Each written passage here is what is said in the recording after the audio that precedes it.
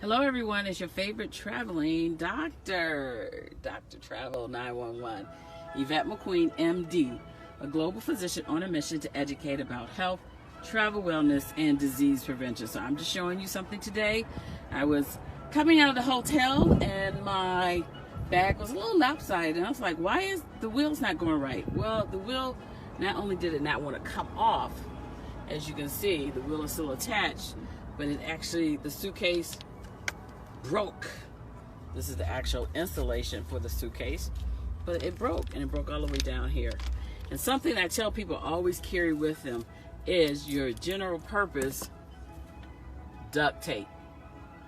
That's because it happened to me once before early on in my traveling career, where I was traveling overseas.